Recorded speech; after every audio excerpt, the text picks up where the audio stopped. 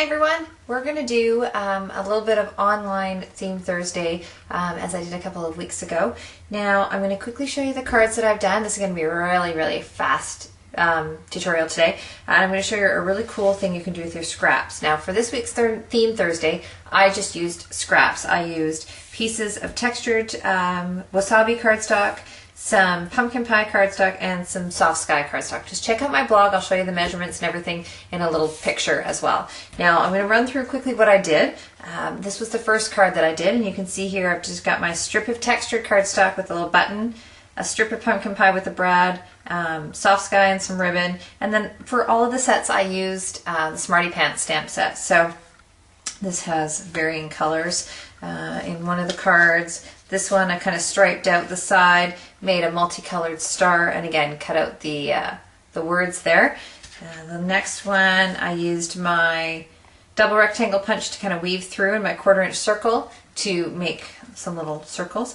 But the last one that I did, and the one that I want to show you, one of the components of today, is this one right here. So you can see I've got this cute little paper flower, and I'm going to show you how quick and easy it is to make a paper flower like this, as well as with the stem. Now for the grass, I'm not going to show you that because that's pretty self-explanatory. I just took a piece of that wasabi cardstock and just cut lots of little slits in it, and I should have played with it a little bit more to make it kind of up and down, and that's how you can make a little bit of grass on the bottom of your card. But what I'm going to do is show you how to make this. So what we need to start with are a bunch of strips, narrow strips of cardstock. Now this is just a little under 1/8 inch by about 3 1/4, so not a big strip. And then I'm going to use some of this textured wasabi cardstock. I had all this extra textured cardstock from the textured cardstock promotion that's on. I just was cutting for a workshop, had all these little pieces. And what I did is I kind of pointed off to one side, so you can kind of see how that's got more of a point, and that's going to be the little leaf part.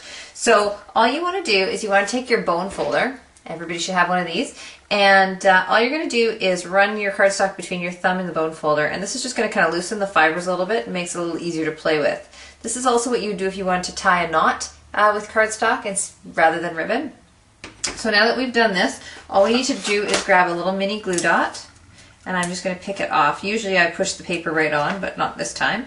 And I'm going to put it on one of the ends. Now you're going to see, I hope you can see this, that the mini glue dot is kind of sitting off the edge. I do this for a reason, and I'm going to show you that in a second. So now all we're going to do is we're just going to kind of wind that around and tack that onto the glue dot. So now you've got your little petal.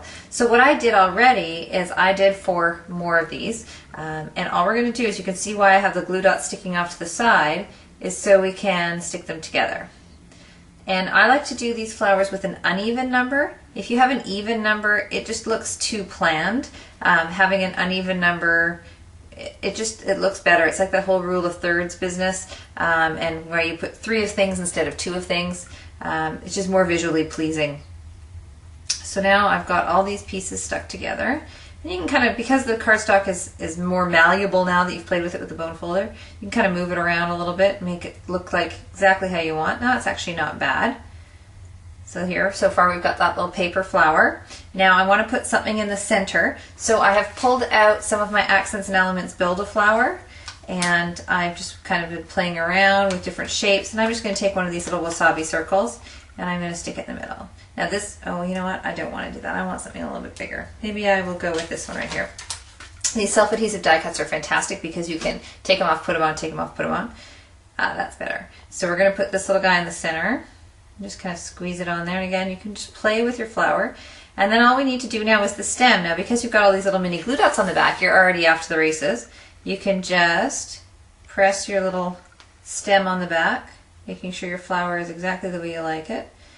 And then to make the stem, you can see on the card, it's kind of just popped up a little bit. You can see how, like, all I did was just take it, fold it up like that, and then you're covering it with grass. You could actually put a little staple there. That would look really cute.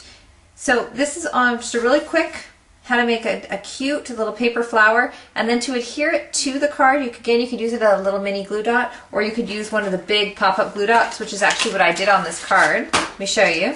I took one of these and I just took it in my fingers and squished it to make a circle so you can't see it from in behind the flower, and that way the flower will definitely not come off your project.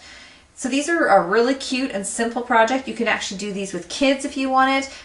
Make a whole bunch and put them in a little flower pot and brighten someone's day.